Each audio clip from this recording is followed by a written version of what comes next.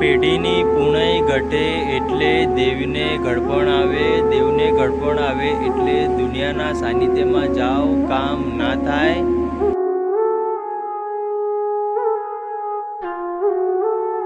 માતાજી મિત્રો, રામવાડી રામ। જો પોતાના ઘરમાં માને એક સાડી ના લઈ દઈ શકતા હોય તો માતાજીના મંદિરમાં ચૂંદડી ચડાવવાનો કોઈ જરૂર નથી। મિત્રો, આજે આપણે આટલી માનતા કે બાધા રાખીએ છીએ, છતાં પણ જો આપણું કામ નથી થતું તો એનું એક જ કારણ છે કે આપણા એવા કોઈ પાપી કર્મ છે, એ કર્મની સજા આપણને મળી રહી છે। પણ એ કર્મની સજામાંથી કઈ રીતે છુટકારો મળશે તો મિત્રો હું તમને જણાવું કે તમારું જીવન જો આધ્યાત્મિક હશે તો તમારા લેખમાં મેઘ મારતા વાર નહીં લાગે। પુખાર મેલડી જાગતી જ્યોત છે। કાળા કળિયુગમાં જો કોઈ દેવ આગળ આવીને કામ કરે તો એ માં મેલડી છે। છાતીના 4 બટન ખોલીને ધૂણો જ તેવો જ આ દુનિયા ગોટે, બાકી એમનેમ આ દુનિયા ગોટતી નથી। મિત્રો, હું તમને જણાવી દઉં કે ઘણા લોકોને સાક્ષાત માતાજી દર્શન આપે છતાં પણ એમની ઓળખાણ ના થાય।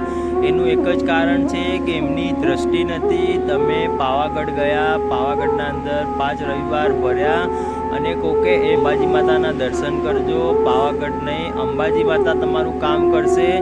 તો ઘણા ખરા લોકો અંબાજી માતાના મંદિરે જઈને માનતા બાધા રાખતા હોય છે। કેટલાક લોકોને આવી અંધવિશ્વાસની વાતોમાં આવીને પોતાનું આખું જીવન ચપ્પલ ઘસી નાખે છે, છતાં પણ એમનું કામ નથી થતું। મિત્રો, હું તમને જણાવી દઉં કે આપણો જ્યાં સુધી વિશ્વાસ દ્રઢ નહીં થાય ત્યાં સુધી આપણે કોઈ પણ સાનિધ્યમાં જશું આપણું કામ નહીં થાય। તો આજે આપણે નક્કી કરવાનું છે કે આપણું કામ કયા દેવી દેવતા કરશે। બાધા માનતા બધું જ રાખ્યું છતાં પણ આપણું કામ ના થયું મિત્રો, તો એમાં ઉદાસ ચિંતામાં જવાની જરૂર નથી।